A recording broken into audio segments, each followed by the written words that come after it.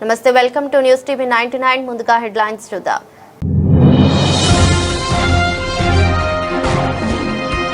Iran నాయకత్వాన్ని తుడిచిపెట్టేశాం, supreme leader కూడా లేరు, ట్రంప్ సంచలన వ్యాఖ్యలు.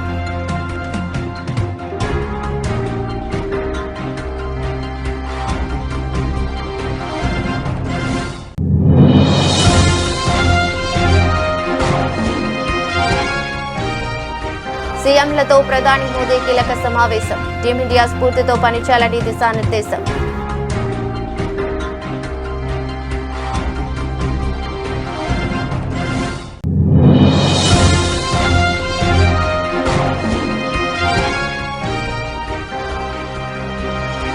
నోయిడా అంతర్జాతీయ విమానాశ్రయాన్ని ప్రారంభించిన ప్రధాని మోదీ, మల్టీ మోడల్ రవాణా కేంద్రంగా ఈ ఎయిర్పోర్ట్ నిర్మాణం.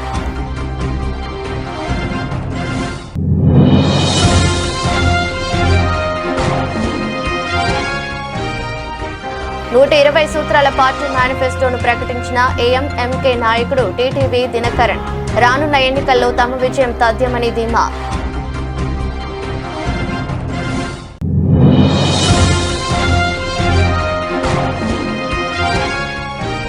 ఓంకారేశ్వర ఆలయానికి శంకుస్థాపన చేసిన సీఎం రేవంత్ రెడ్డి, మూసీ పునరుజ్జీవ ప్రాజెక్టులో భాగంగా ఆలయ నిర్మాణానికి సీఎం శ్రీకారం.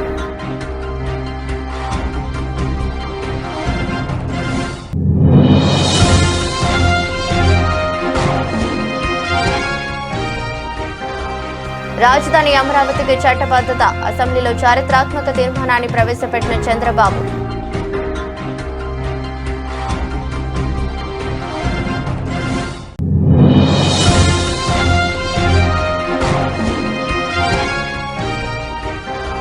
పోలీసులు ఆర్టీసీ బీసీ సంక్షేమంపై ప్రభుత్వ వైఖరికి నిరసనగా అసెంబ్లీ నుంచి బీఆర్ఎస్ వాకౌట్.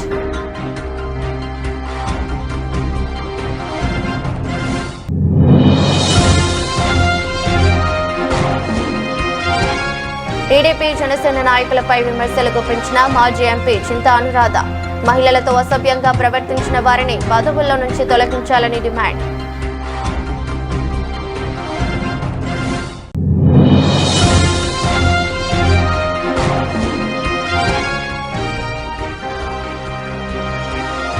బెట్టింగ్ ఊబిలో పడొద్దు, ఐపీఎల్ సీజన్ మొదలవుతున్న తరుణంలో సిపి సజ్జనార్ విజ్ఞప్తి.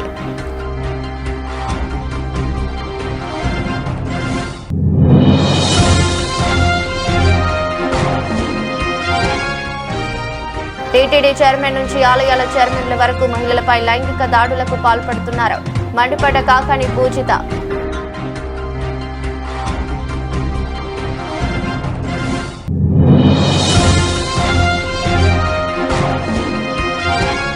వెంకటేష్, కళ్యాణ్ రామ్ తో అనిల్ రావిపూడి కొత్త సినిమా వచ్చేడాది సంక్రాంతి కానుకగా విడుదల చేయనున్నట్టు తెలిపిన చిత్ర యూనిట్.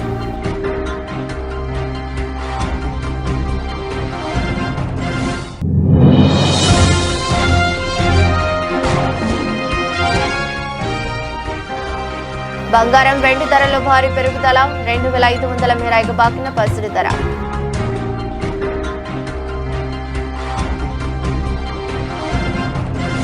ఇరాన్తో కొనసాగుతున్న యుద్ధం నేపథ్యంలో ఆ దేశ నాయకత్వంపై అమెరికా అధ్యక్షుడు డొనాల్డ్ ట్రంప్ సంచలన వ్యాఖ్యలు చేశారు. ఇరాన్ కొత్త supreme leader Ayatollah Mustafa Khamenei మరణించి ఉండొచ్చని, ప్రస్తుతం ఆ దేశంలో పనిచేసే నాయకత్వం లేకుండా పోయిందని పేర్కొన్నారు. అమెరికా సైనిక దాడుల ప్రభావంతో ఇరాన్ ఉన్నత స్థాయి కమాండ్ మొత్తం తుడిచిపెట్టుకుపోయిందని, ఇది ఆ దేశ నాయకత్వంపై తీవ్ర నిశ్చితిని స్పష్టించిందని ట్రంప్ అన్నారు. మయామిలో జరిగిన future investment initiative priority summit లో ప్రసంగించిన ట్రంప్ ఇరాన్పై యుద్ధం, అమెరికా సైనిక చర్యల ప్రభావం గురించి విశ్లేషించారు. ఈ సందర్భంగా ఇరాన్ నాయకత్వం సైనిక శక్తిని పూర్తిగా నాశనం చేశామని వ్యాఖ్యానించారు. వారి నాయకులంతా చనిపోయారు, వారి సుప్రీం లీడర్ ఇక సుప్రీం కాదు, ఆయన కూడా చనిపోయారని ట్రంప్ తెలిపారు.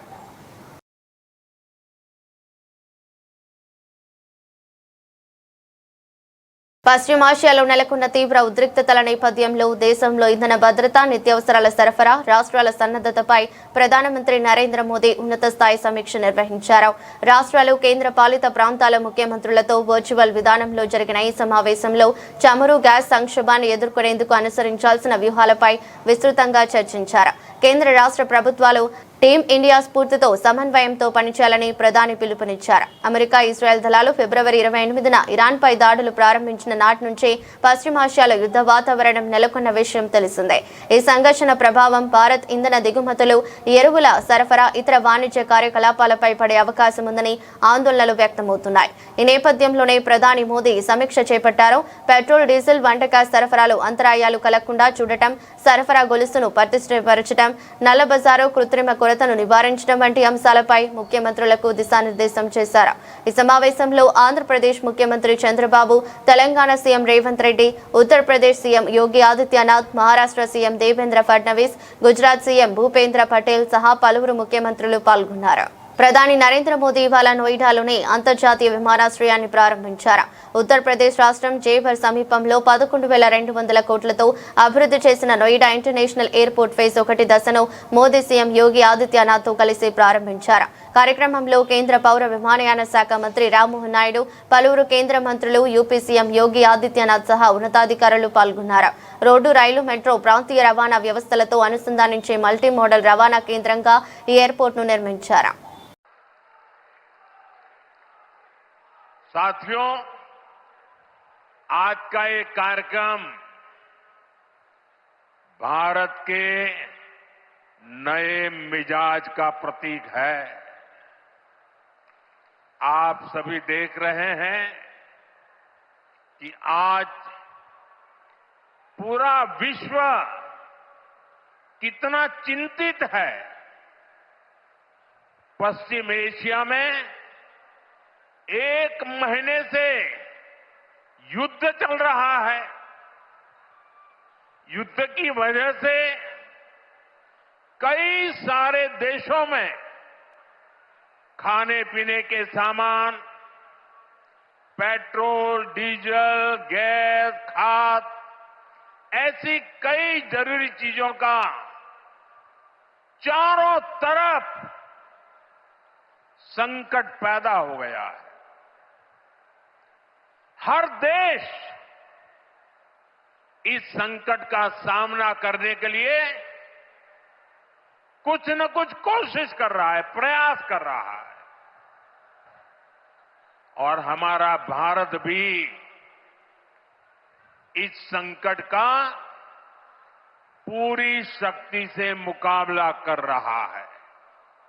देशवासियों की ताकत के भरोसे कर रहा है। भारत तो बहुत बड़ी मात्रा में कच्चा तेल और गैस, ये जहां युद्ध चल रहा है ना, इस युद्ध से प्रभावित इलाके से मंगाता है। इसलिए सरकार हर वो कदम उठा रही है जिससे सामान्य परिवारों पर, हमारे किसान भाई बहनों पर इस संकट का बोझ न पड़े। తమిళనాడు ఎన్నికల వేళ 120 సూత్రాల పార్టీ మేనిఫెస్టోను ఏఎంఎంకే నాయకుడు టీటీవీ దినకరన్ ప్రకటించారు. ఈ సందర్భంగా మీడియాతో మాట్లాడుతూ కచ్చతీవును తిరిగి పొందడం, తమిళాన్ని అధికార భాషగా చేయటం వంటి అంశాలతో కూడిన మేనిఫెస్టో విడుదల చేసినట్టు తెలిపారు. రానున్న ఎన్నికల్లో తమ విజయం తథ్యమని ధీమా వ్యక్తం చేశారు. ముఖ్యమైన சிலவற்றை நான் உங்களுக்கு சொல்றேன். மற்றது உங்களுக்கு ஆன்லைன்ல லோட் ஆயிடும். தமிழகத்தில் உள்ள அரசு மற்றும் தனியார் நிறுவனங்களில் 85% தமிழர்களே பணிபுரியும் வகையில் நடவடிக்கை எடுக்கப்படும். தமிழ் மொழியை ஆட்சி மொழியாக்கவும், சென்னை உயர்நீதிமன்றத்தில் வழக்காடும் மொழியாக்கவும் நடவடிக்கை எடுக்கப்படும்.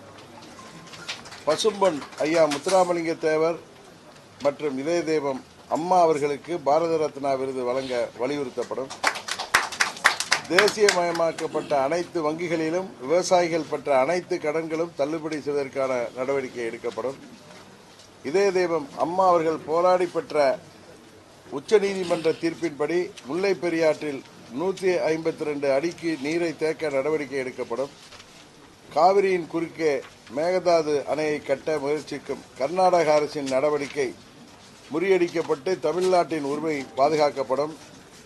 இயற்கை வேளாண் விஞ்ஞானி நம்மாழ்வார் பெயரில் காவிரி டெல்டா பகுதியில் இயற்கை வேளாண்மை பல்கலைக்கழகம் மற்றும் ஆராய்ச்சி நிறுவனம் தொடங்க நடவடிக்கை எடுக்கப்படும்.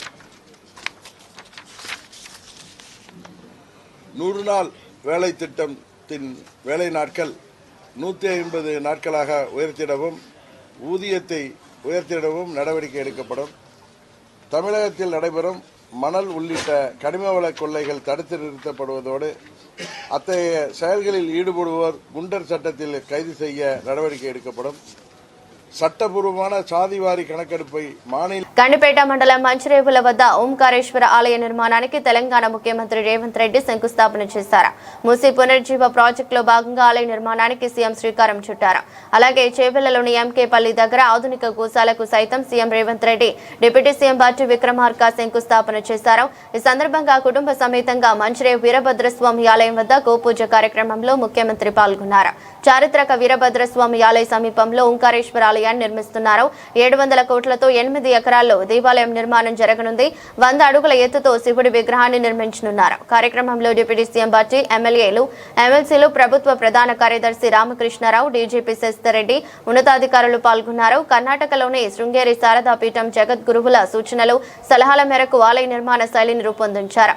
అత్యాధునిక హంగులతో ఆలయాన్ని నిర్మించనున్నారు. మొత్తం 8 ఎకరాల విస్తీర్ణంలో 663 కోట్లతో ఓంకారేశ్వర స్వామి ఆలయం, ఇతర నిర్మాణాలను పూర్తి చేయనున్నారు. అలాగే 100 అడుగుల ఎత్తులో శివుడి విగ్రహాన్ని ఏర్పాటు చేయనున్నారు.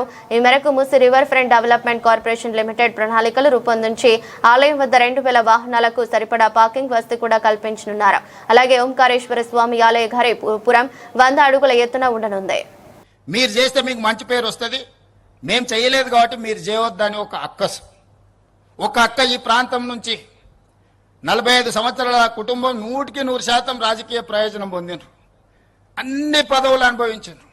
ఈ ప్రజలు ఇబ్బందే లేదా అక్కకు.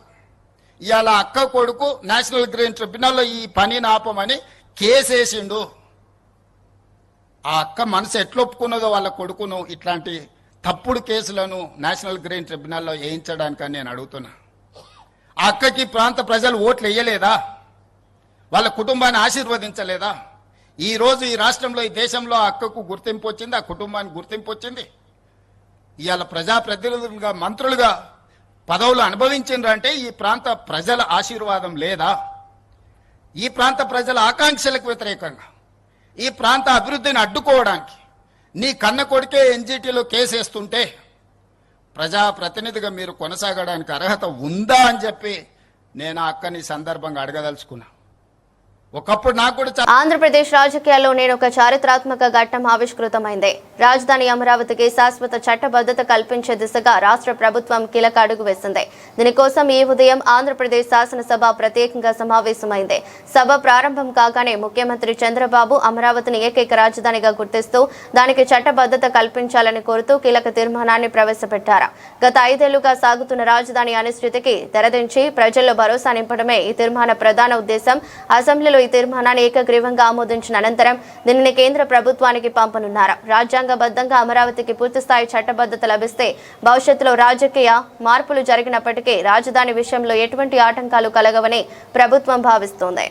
ఆంధ్రప్రదేశ్ రాష్ట్ర సమగ్ర అభివృద్ధి కోసం అమరావతిని రాష్ట్ర రాజధానిగా గుర్తిస్తూ స్పష్టమైన, స్థిరమైన నిర్ణయంతో ముందుకు సాగడం అత్యవసరమని అభిప్రాయపడుతున్నాం. దీనికి అవసరమైన అన్ని రక్షణాత్మక చర్యలు తీసుకోవాలని భావిస్తూ సంబంధిత చట్టాల్లో తగిన సవరణలు చేయడం ద్వారా రాజధానిపై స్పష్టతను, స్థిరత్వాన్ని కల్పించవచ్చని గుర్తిస్తూ ఆంధ్రప్రదేశ్ శాసనసభ క్రింది విధంగా తీర్మానిస్తోంది. Hereby resolved to request the Government of India to amend the Section 5 of the Andhra Pradesh Reorganization Act 2014 as under A. To include the word at Amaravati to subsection 2 of Section 5. B. To add the words and Amaravati includes the capital city areas notified under Andhra Pradesh Capital Region Development Authority Act 2014 to the explanation to Section 5. ఈ తీర్మానాన్ని చర్చించి దీన్ని బలపరచవలసిందిగా, సమర్థించవలసిందిగా అందరినీ కోరుకుంటూ సెలవు తీసుకుంటున్నాను. పోలీసులు RTC BC సంక్షేమంపై ప్రభుత్వ వైఖరికి నిరసనగా అసెంబ్లీ నుంచి బీఆర్ఎస్ సభ్యులు వాకౌట్ చేశారు. అంతకుముందు హరీష్ రావు మాట్లాడుతూ కాంగ్రెస్ ప్రభుత్వ తీరుపై మండిపడ్డారు. వడ్డించేవాడు మనవాడు అయితే ఎక్కడున్నా లడ్డు వస్తుందని అంటున్నారు. కానీ ముఖ్యమంత్రి వద్దనే పోలీస్ శాఖ ఉన్నప్పటికీ ఇంత నిర్లక్ష్యం చేస్తున్నారని ఆగ్రహం వ్యక్తం చేశారు. పోలీసులను అనేక ఇబ్బందులకు గురి చేస్తున్నారని అన్నారు. పోలీసుల టీఏలు డీఏలు సరెండర్ లీవులు విడుదల చేయనందుకు నిరసనగా పోలీసుల ఆరోగ్య భద్రతా పథకంపై భరోసా ఇవ్వనందుకు నిరసనగా పోలీస్ శాఖలో ఉన్న 17,000 ఖాళీల భర్తీపై సమాధానం చెప్పనందుకు నిరసనగా పోలీసులకు కొత్త వాహనాల విషయంలో సమాధానం చెప్పనందుకు నిరసనగా బీసీల ఆత్మగౌరవ విషయంలో స్పష్టత ఇవ్వనందుకు నిరసనగా బీసీ సబ్ ప్లాన్ నిధుల కేటాయింపుపై వైఖరి చెప్పనందుకు నిరసనగా ప్రభుత్వ ఉద్యోగులుగా ఆర్టీసీ ఉద్యోగుల అపాయింటెడ్ డేట్ చెప్పనందుకు నిరసనగా వాకౌట్ చేస్తున్నామని ప్రకటించారు. గౌరవనీయులు మా పొన్నం ప్రభాకర్ గారు సమాధానం ఇస్తూ పోలీసుల ఆత్మస్థైర్యం దెబ్బతీయొద్దని, పోలీసుల కోసం మనందరం కూడా నిలబడాలన్నారు. వారితో నేను పూర్తిగా ఏకీభవిస్తున్నాను అధ్యక్ష. ఎందుకంటే పోలీసులు రాత్రి పగళ్ళు మన కోసం వాళ్ళ జీవితాలను కూడా లెక్క చేయకుండా వారు ఈ సమాజం కోసం, ప్రజల భద్రత కోసం, ఈ రాష్ట్రం కోసం పనిచేసేటువంటి వ్యక్తులు. దాని విషయంలో మాకు ఎలాంటి భిన్నాభిప్రాయం లేదు.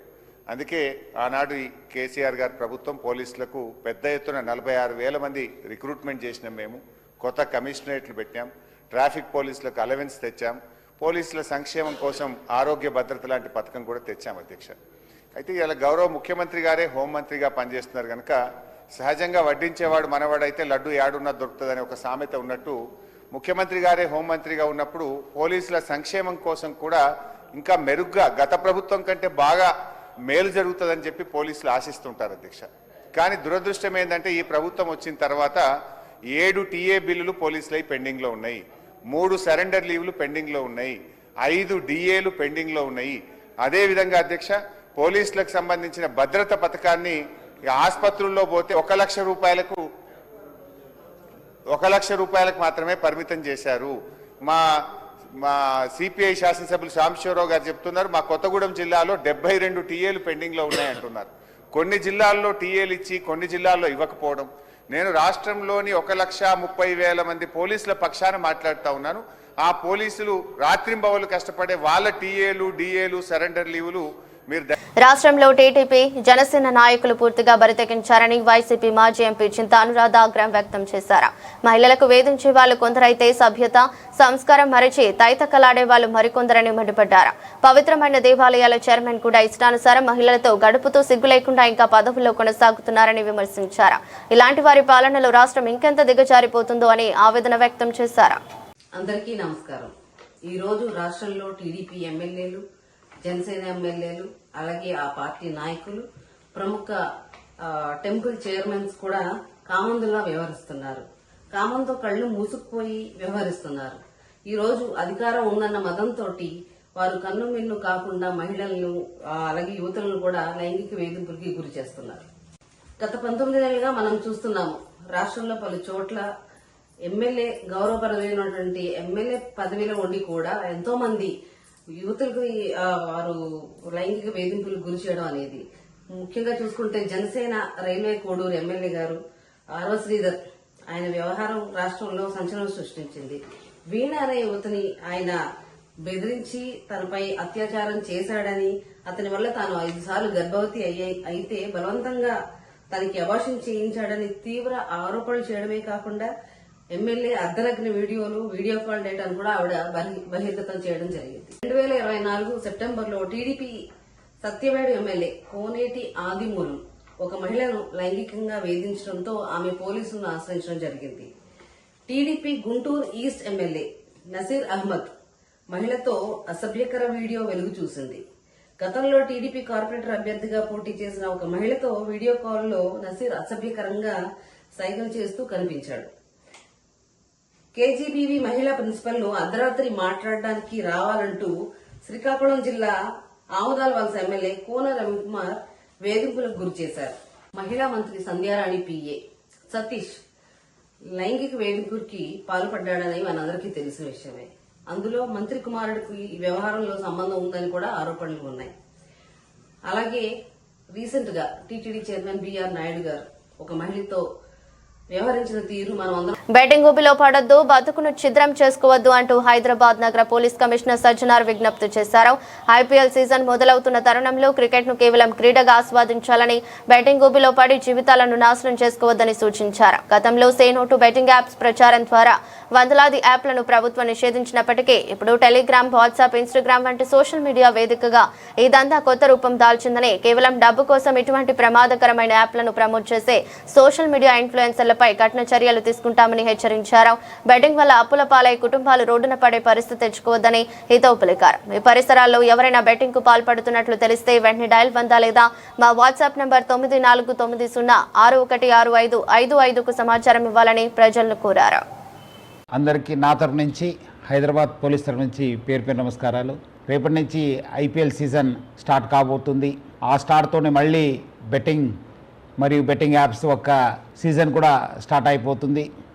అందరు కూడా తెలుసు, మనము గత సంవత్సరం సే నో టు బెట్టింగ్ యాప్స్తోని చాలా ప్రజా ఉద్యమంని నడిపించడం జరిగింది.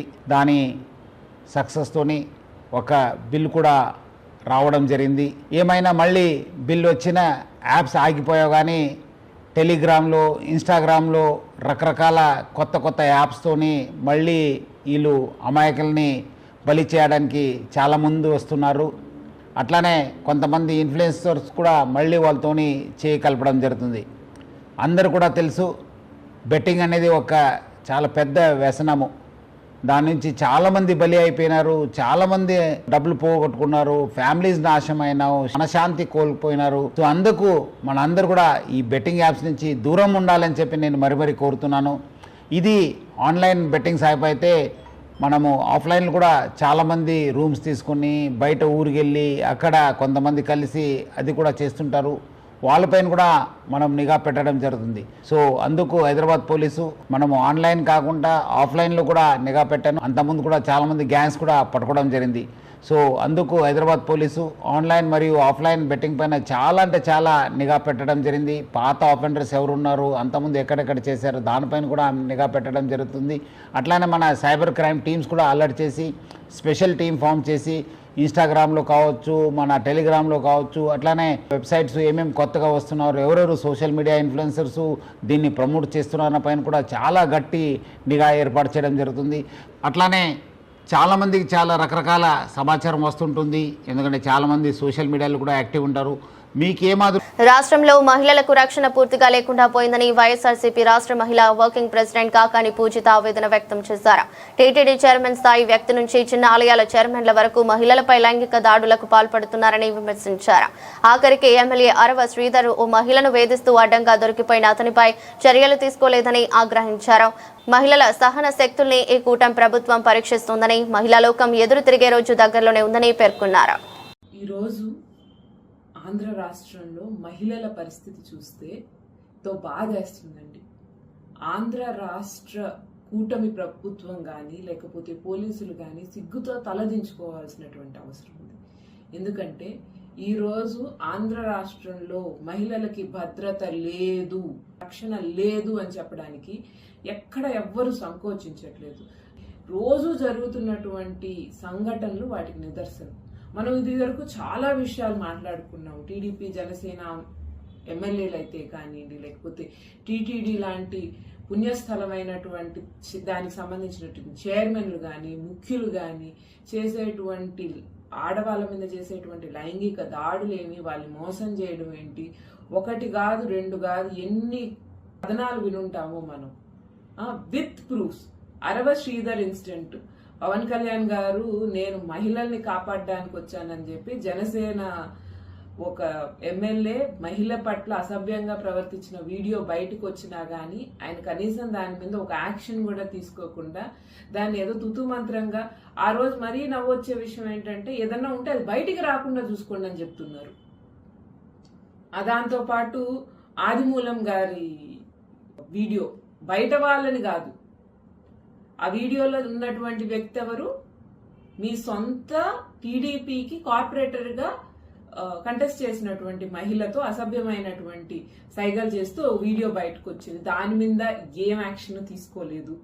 తర్వాత కునా రవికుమార్ ఇది జరిగి ఎన్ని నెలలు అయి ఉంటుందంటే ఆయన మీద ఏమన్నా యాక్షన్. వరుస విజయాలతో దూసుకుపోతున్న స్టార్ డైరెక్టర్ అనిల్ రావుపురి మరో క్రేజీ ప్రాజెక్ట్ ను ప్రకటించారు. విక్టరీ వెంకటేష్, నందమూరి కళ్యాణ్ రామ్ హీరోలుగా ఒక భారీ మల్టీ స్టారర్ చిత్రాన్ని తెరకెక్కించనున్నట్టు అధికారికంగా వెల్లడించారు. ఈ చిత్రాన్ని వచ్చే ఏడాది సంక్రాంతి కానుకగా ప్రపంచ వ్యాప్తంగా విడుదల చేయనున్నట్టు చిత్ర యూనిట్ తెలిపింది. ప్రముఖ నిర్మాణ సంస్థ షైన్ స్క్రీన్ బ్యానర్ పై సాహు గారపాటి ఈ చిత్రాన్ని నిర్మిస్తున్నారు. భగవంత్ కేసరి, మనశంకర వరప్రసాద్ వంటి విజయవంతమైన చిత్రాల తర్వాత ఈ సంస్థ నిర్మిస్తున్న మరో భారీ చిత్రం ఇది. సురేష్ ప్రొడక్షన్స్ అర్చన ఈ సినిమాను సమర్పిస్తుండగా జీ స్టూడియో సహా నిర్మాతగా వ్యవహరిస్తోంది. ఈ ప్రాజెక్టుకు తాత్కాలికంగా వెంకీ అనిల్ 5, ఎన్కే RAR 2 అనే వర్కింగ్ టైటిల్స్ పెట్టారు. ఈ సినిమాను పూర్తిస్థాయి ఫ్యామిలీ ఎంటర్టైనర్ గా అన్ని వర్గాల ప్రేక్షకులను ఆకట్టుకునేలా తీర్చిదిద్దుతున్నట్టు చిత్ర వర్గాలు తెలిపాయి. ప్రస్తుతం ప్రీ ప్రొడక్షన్ పనులు వేగంగా జరుగుతున్నాయి. త్వరలోనే పూజా కార్యక్రమాలతో సినిమాను లాంఛనంగా ప్రారంభించనున్నారు.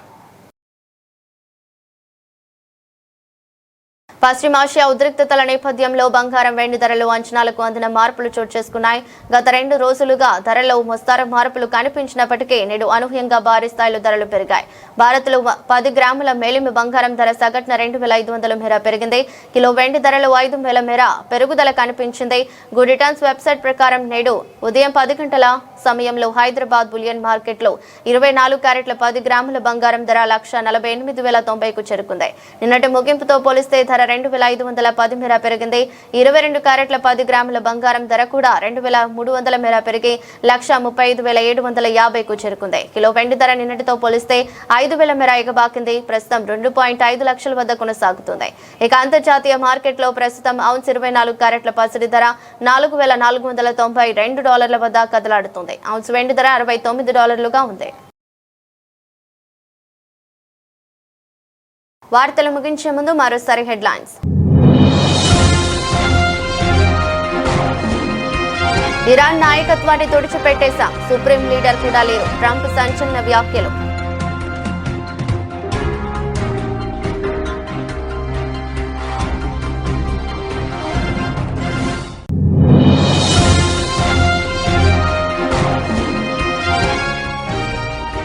సీఎంలతో ప్రధాని మోదీ కీలక సమావేశం, టీమిండియా స్ఫూర్తితో పనిచేయాలని దిశానిర్దేశం.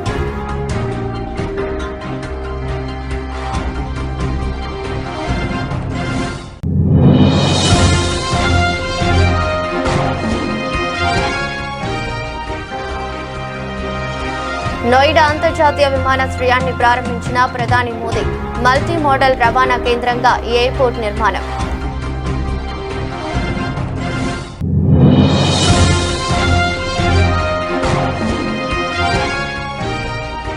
నూట 20 సూత్రాల పార్టీ మేనిఫెస్టోను ప్రకటించిన ఏఎంఎంకే నాయకుడు టీటీవీ దినకరన్, రానున్న ఎన్నికల్లో తమ విజయం తథ్యమని ధీమా.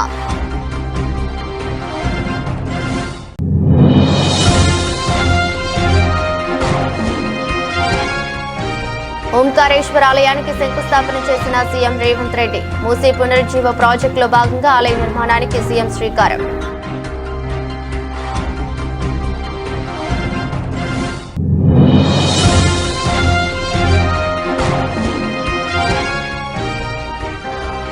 రాజధాని అమరావతికి చట్టబద్ధత, అసెంబ్లీలో చారిత్రాత్మక తీర్మానాన్ని ప్రవేశపెట్టిన చంద్రబాబు.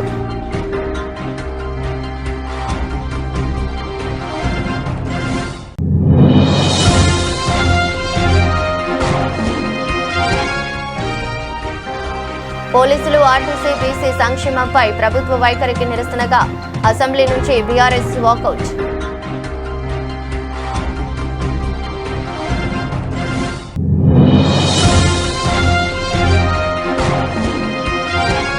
టీడీపీ జనసేన నాయకులపై విమర్శలు గుప్పించిన మాజీ ఎంపీ చింతా అనురాధ, మహిళలతో అసభ్యంగా ప్రవర్తించిన వారిని పదవుల్లో నుంచి తొలగించాలని డిమాండ్.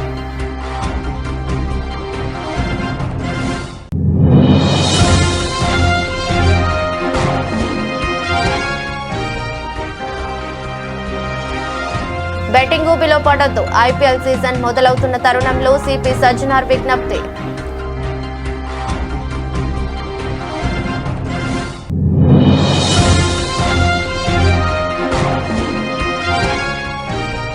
టీటీడీ చైర్మన్ నుంచి ఆలయాల చైర్మన్ల వరకు మహిళలపై లైంగిక దాడులకు పాల్పడుతున్నారు, మండిపడ్డ కాకాని పూజిత.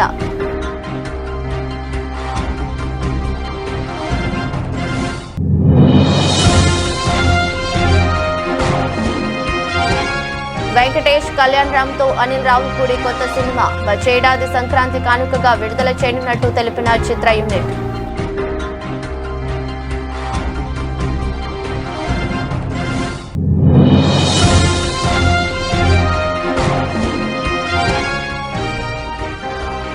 బంగారం వెండి ధరలో భారీ పెరుగుదల 2,500 మేర ఎగబాకిన పసిడి ధర.